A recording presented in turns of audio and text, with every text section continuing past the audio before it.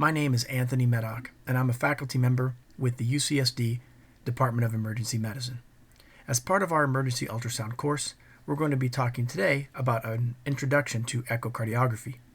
This topic can be very daunting and is very broad, and so to make it a bit more easy to digest, we're going to break up this topic into two presentations. This first part is going to be dedicated primarily to an introduction and some of the clinical considerations for the exam, some of the basic anatomy, and then we're going to review the 4 cardinal views for this particular exam. We'll close by talking about a few pearls and pitfalls, and then we'll kind of wrap up and move on in the next presentation on some of the physiology and pathophysiology. Echocardiography is probably amongst the most complex application that emergency physicians are going to perform on a day-to-day basis. The heart is surrounded by impediments to ultrasound, namely the rib cage as well as the lungs. The heart, in addition, is constantly moving in multiple planes, and this can make it rather challenging to get good cardiac views. However, even though bedside echoes can be rather challenging to perform, they're very useful for many typical emergency department patients, including those that complain of chest pain, shortness of breath, or even those that come in cardiac arrest.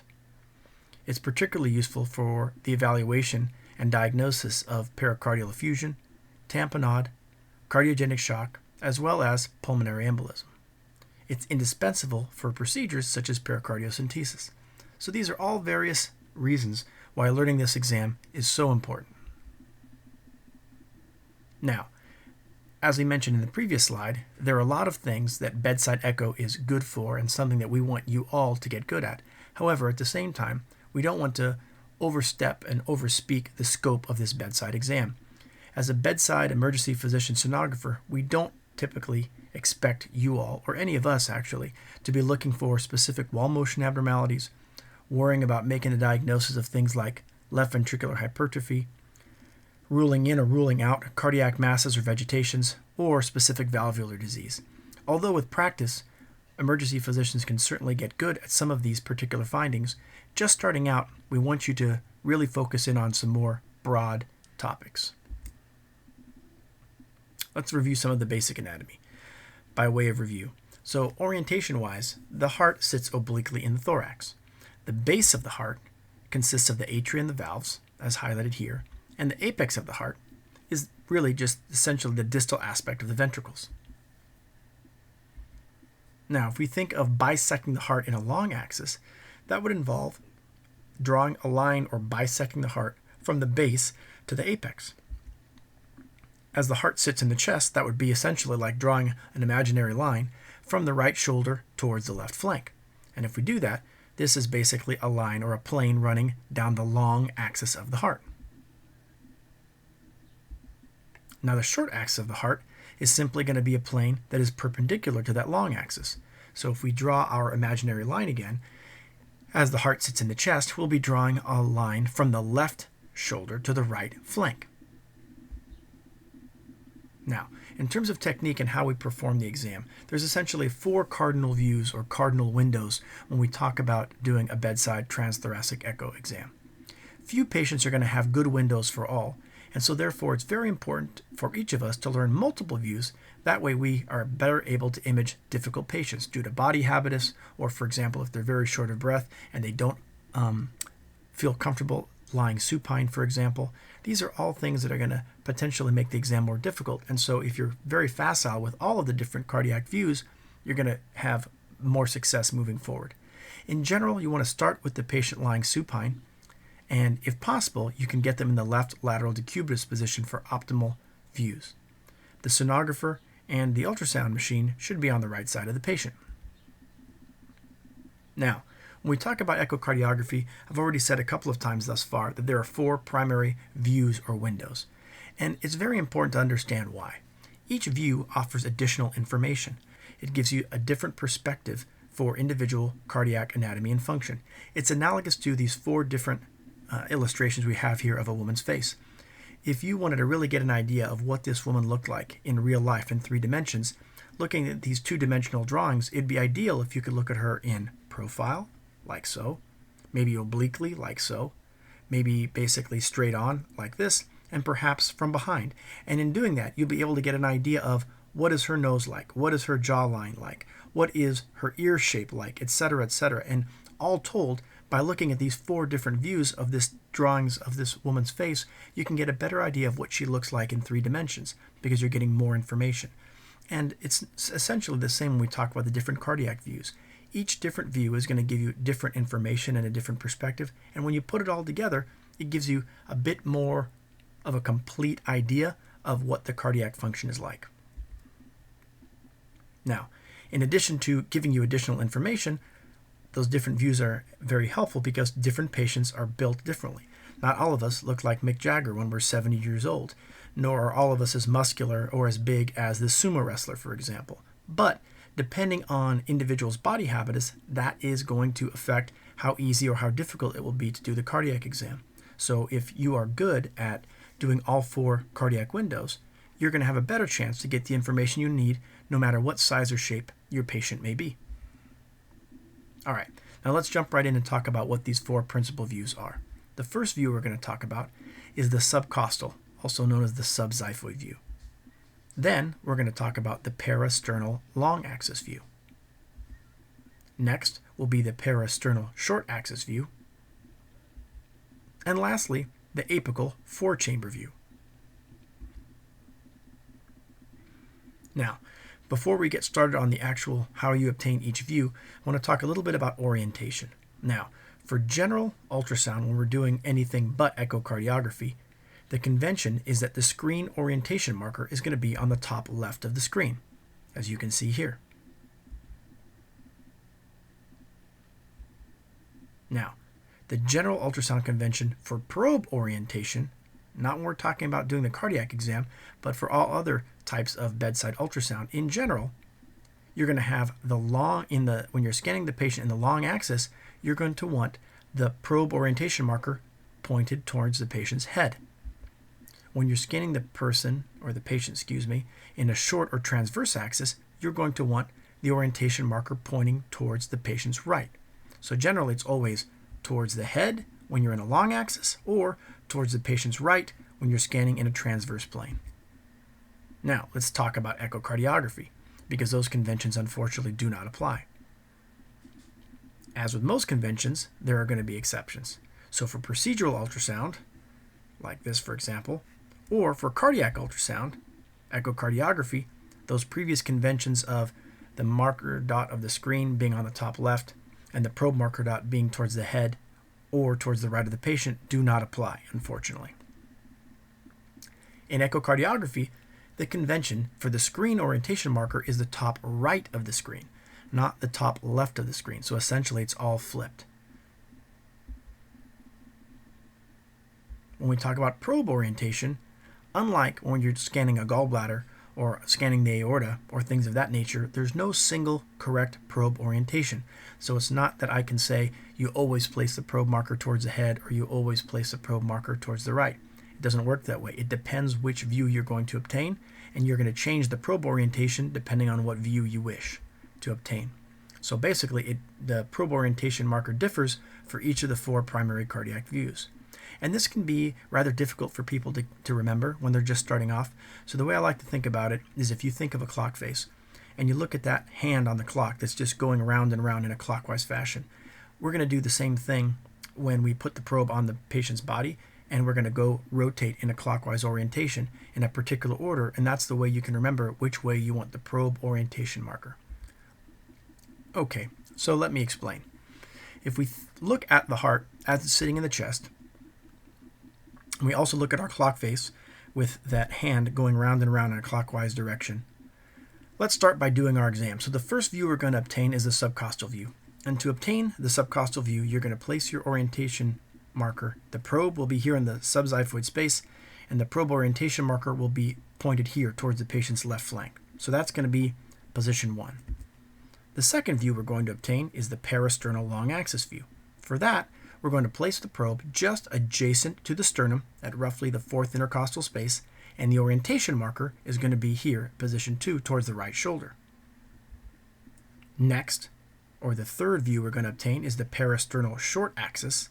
To do that, we're going to keep the probe in the exact same place as it was for the parasternal long axis, but we're simply going to rotate so that the orientation marker is now pointing towards the left shoulder. Lastly, the last view we're going to obtain is the apical 4-chamber view. There, we're going to place the probe right over the apex of the heart, and the probe orientation marker will again be towards the left flank. So this is where the whole clock face thing comes into play. So if you can remember to do the exam in this same order, subcostal, parasternal long, parasternal short, and apical 4-chamber, then the way you orient the probe is as follows. You're going to start with the probe marker dot pointing towards the left flank, rotate clockwise towards right shoulder. For the next view, we're going to rotate clockwise again towards left shoulder, and then we're going to rotate clockwise one last time to get to position 4, which is back to left flank. So the probe orientation marker for the cardiac exam is going to be left flank, right shoulder, and back to left flank. So essentially, we're just doing one revolution, just like the second hand on a clock face. Now, in terms of the technique, you want to make sure you use the proper probe on the ultrasound system. And for that, you want to use the phased array transducer. It's great for this exam because it has a rather small footprint, so it can fit between the ribs. Now, let's start with view number 1, the subcostal view. So, the patient position, you want them supine. You're going to place the probe in the epigastrium, and you're going to have the orientation marker, as we just spoke about a moment ago, towards the left flank.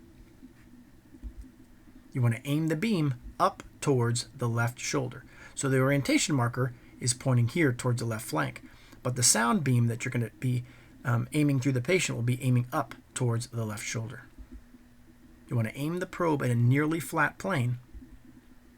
If you're having problems getting a good window, you may want to actually slide the probe a little bit more to the right so that you're shining your sound energy through more liver parenchyma. That way it can get into the chest more efficiently. So here's a video demonstrating the technique. You'll notice initially my hand is beneath the transducer and I can't get a very flat angle.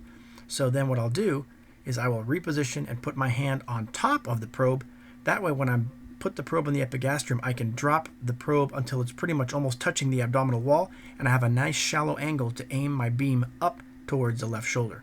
So try to remember that in this particular position, you want to place your hand on top of the transducer rather than beneath it so that you can drop your angle and get a good view of the heart in that subcostal perspective.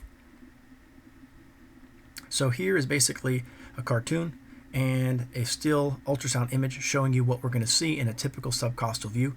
At the top of the screen, this is liver parenchyma, and then adjacent to that, you're going to have right ventricle, interventricular septum, left ventricle, and the 2 corresponding atria. So again, liver, right ventricle, septum, left ventricle, right atrium, left atrium. And that's what we're going to see on the next clip. So here we are, just like previously. Liver parenchyma at the top of the screen, right ventricle here, left ventricle here, separated by the interventricular septum, and then of course right atrium and left atrium. So that is a normal subcostal view. All right, so view number 2, the parasternal long axis view.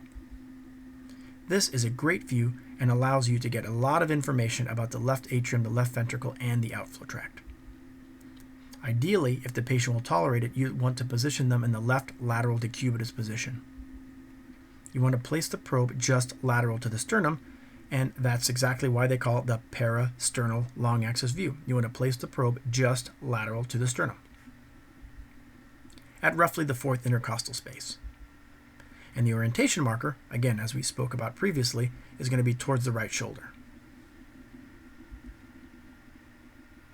In terms of orientation, you can sometimes make out the descending aorta, which is generally going to be just posterior to the left atrium. So if you can make out this structure here, which is our descending aorta, you know the structure right next to it, in terms of cardiac chamber, is going to be the left atrium.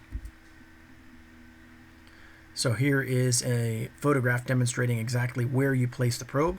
And again, you want the probe orientation marker pointed towards the right shoulder. So here's a cartoon just demonstrating what plane that we're slicing the heart. And this is the parasternal long axis. We're basically slicing the heart, bisecting it right down the middle, down its long axis. When you do that, this is the image you're going to get on the screen. It's going to look just like this. If you follow all the conventions, left atrium here, mitral valve, left ventricle, left ventricular outflow tract and aortic valve, and a little bit of the right ventricle, specifically the right ventricular outflow tract up there. So again, left atrium, mitral valve, left ventricle, outflow tract, little bit of right ventricular outflow tract. And here is a video clip. So you can see left atrium here, left ventricle, outflow tract of the left ventricle, and right ventricle up here. And again, specifically, it's the right ventricular outflow tract. If I take away the labels, you can get a better view. One other thing you might notice is if you're paying attention, you can see right here, this is the descending aorta. So if you're looking at this image and you weren't certain exactly what your orientation was, if you can identify descending aorta, then you know this is left atrium, and then you can intuit the rest. Left atrium, mitral valve, left ventricle, left ventricular outflow tract. And that is a normal parasternal long axis view. Okay, now let's do the parasternal short axis. So this is going to be cardiac view number 3. This is helpful to assess overall left ventricular systolic function. Ideally, the patient should be positioned in a left lateral decubitus position. You want to place the probe just lateral to the sternum at roughly the 4th intercostal space. Essentially, you're going to have the probe in the exact same position that you did for the patient when you were obtaining the parasternal long axis view. The difference here is that you want the orientation marker towards the left shoulder, not the right. So whereas previously we had the probe right here, just adjacent to the sternum with the probe marker dot facing towards the right shoulder, all you're going to do is rotate 90 degrees. So now the probe marker dot is pointing towards the patient's left shoulder. In terms of where you are on the chest wall, that's exactly the same. It's simply a rotation from marker dot from the right shoulder to marker dot left shoulder. And that's how you can interchange from parasternal long axis of the heart versus parasternal short axis of the heart. Again, simply rotate the probe marker from the right to the left shoulder to interchange from the parasternal long axis to the parasternal short axis. And here we are, photograph illustrating probe position. The probe is going to physically be in the same place just adjacent to the sternum, roughly the 4th intercostal space, but again, this time we're going to have our probe orientation marker towards the patient's left shoulder, not the right shoulder. Now, the parasternal short axis is pretty easy to obtain once you've already done the hard work and found a perfect spot between the ribs to obtain the parasternal long axis. You're simply going to rotate the probe from the right shoulder to the left shoulder. And you can see that in the video clip right here. So here we're doing the parasternal long axis and the marker dot is pointing towards the patient's right shoulder. We simply rotate and now we're going towards marker dot left shoulder. And that's how you go from parasternal long axis and turn it into a parasternal short axis. Now, if you think about the short axis and you think about the heart, depending on where we slice the heart, in other words, if we're parasternal short axis and slicing up towards the top of the heart, we're going to be getting one particular view of anatomy. If we slice the heart at this level, it's going to be different anatomy. If we slice the heart at this level, it's going to be different anatomy. So whereas previously we were slicing the heart in a long axis and looking at everything at once, now, depending on where we slice the heart, we're going to be looking at different stuff. So when we talk about the parasternal short axis view, there's going to be different versions of it essentially depending on what level we're slicing the heart. And you can change that by simply changing the angle of the probe, or what we call fanning. So you can slice the heart at the level of the aortic valve, you can slice the heart in the short axis at the level of the mitral valve, or you can slice the heart at the level of the papillary muscle, which is near the apex of the heart. So when we talk about the parasternal short axis at the level of the aortic valve, this is what you're going to see. You're going to see the annulus is hyperechoic connective tissue surrounding the heart, and then in a normal valve, you'll be able to see the 3 cusps of the aortic valve. Right atrium, right ventricular outflow, a little bit of pulmonary artery here you can sometimes see, and this is left atrium. But truth be told, the main thing I just want you to recognize is this is a short axis view of the heart at the level of the aortic valve. And you can recognize that because of the hyperechoic connective tissue surrounding the valve, as well as the hyperechoic cusps of this normal aortic valve, which should be tricuspid or have 3 leaflets. And here's a video. So again, you can recognize this hyperechoic round structure here. That's the aortic valve. This is the left atrium, the right atrium, and the right ventricle. If I take off the labels, what you can see very clearly is this is the aortic valve, and you can see that tricuspid nature of the aortic valve. These cusps are generally hyperechoic, and so sometimes, depending on the individual anatomy and the view you're getting, people say that this can resemble a Mercedes-Benz side, where you actually get kind of the 3 cusps of the valve that are hyperechoic within that hyperechoic circle. So sometimes people might say, oh, hey, I can see that Mercedes sign. So the Mercedes sign is the aortic valve appearance when you're obtaining the parasternal short axis view. All right, so now let's move on to the parasternal short axis at the mitral valve level. So here, it's the exact same thing. We're just changing our angle by fanning the probe a little bit on the chest wall, but we're physically not moving the probe in terms of its position on the chest wall. You're aiming through that same interspace of the ribs. You're just changing your angle a little bit, and when you do that, you're going to get this circumferential view of the left ventricle, which is a nice way to get a global overview of what the squeeze is like. And then, adjacent to it, you're going to have the right ventricle right here. And what you're looking at is an end-on view of the anterior and posterior leaflets of the mitral valve. And it's kind of just opening and closing with each cardiac cycle. And if you look at it, and it kind of, some people think when you're looking at it, it almost looks like a mouth opening and closing. So people will sometimes refer this to as the fish mouth view. So the fish lips or the fish mouth view is the parasternal short axis at the level of the mitral valve, the fish mouth view. Okay, and lastly, in terms of parasternal short axis, let's take a look at the short axis at the level of the papillary muscle, or at or near the apex. What that's going to look like is like so. You're going to have that circumferential view of the left ventricle, although it's going to be much smaller because it's tapering towards the apex. This is your septal wall, your anterior wall, and then you're going to see some hyperechoic material within the left ventricle, and that's actually not thrombus or anything abnormal. That's papillary muscle. That's what it's supposed to look like. So this and this is essentially a short axis slice through the papillary muscle, which is generally more hyperechoic, more echogenic. And what that looks like is this. So this is a circumferential view of the distal left ventricle. This is a little bit of right ventricle here. And if I take the labels away, you can make out that hyperechoic papillary muscle and this hyperechoic papillary muscle. And sometimes there'll be kind of almost like a smiley face or a hyperechoic line that kind of connects the two. And so I sometimes think it kind of looks a little bit like a smiley face. So that's the parasternal short axis at the level of the papillary muscle. All right, our fourth and final view is going to be the apical 4-chamber view. This is a wonderful view to get a great view of both the right heart and the left heart at the same time. If you think about the parasternal long axis, for example, we got to see a lot about the left heart, but we really only saw a little bit of the right ventricular outflow tract.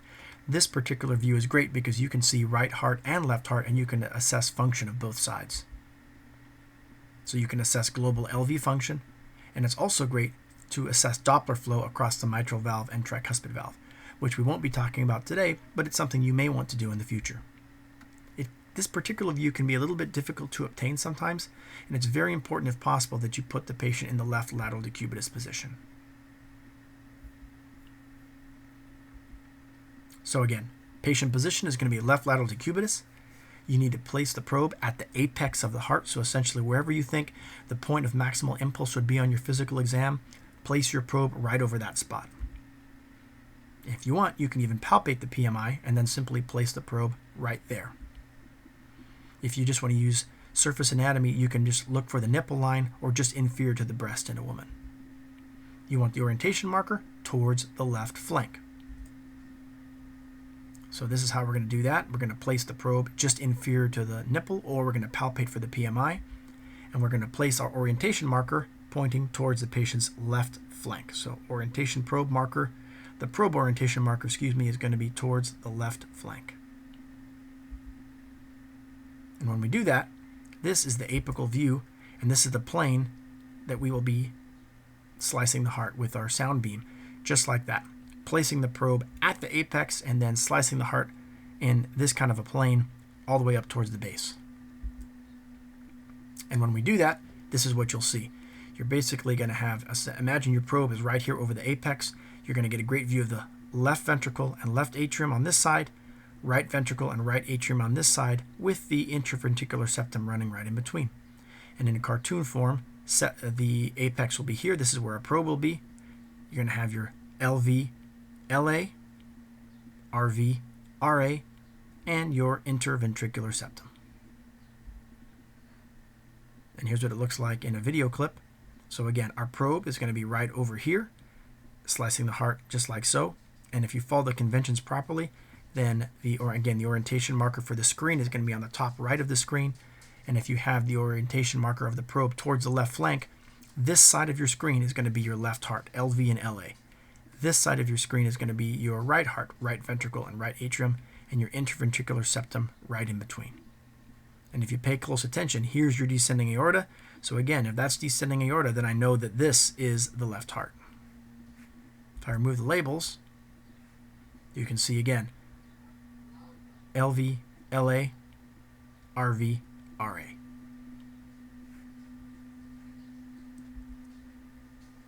And there's our friend, the descending aorta, that you can always use as a landmark. All right, so recall that cardiac ultrasound orientation conventions are quite different from other point-of-care ultrasound exams. So it's not just the old marker dot towards the head or marker dot towards the right. Probe orientation, marker position views vary for each cardiac view. If you can't remember how to do it, then again, you can use that clock face discussion that we talked about earlier in this presentation. If that doesn't work for you, then you can just try to remember it any way you can. But essentially, the probe orientation on the patient is going to vary depending on which view you're trying to obtain. Patient position is paramount to obtaining good images, and ideally, left lateral decubitus is best for all, except for the subcostal, where you want the patient to just be supine. Be sure you have the machine in a cardiac mode to allow for improved image quality. The internal settings of the machine will be optimized if you tell it that you're doing a cardiac exam, as opposed to a renal or a gallbladder or anything along those lines. So, in closing, echocardiography is a complex application of bedside ultrasound. The literature supports that emergency physicians and other non-cardiologists with proper training can be quite good with this modality. It's important to get comfortable with more than one cardiac view. Don't just get good at subcostal or parasternal long. Try to learn all four for the reasons we talked about earlier in this presentation. And just remember, the more you practice, the better you're going to get at this. And as you become better with it, you'll be able to translate that to better patient care, which is, of course, what it's all about. Here are some of the references used for this presentation. And with that, I'd like to say thank you. If you have any questions, you can always reach out to me via email or via Twitter. And let's get together and let's scan.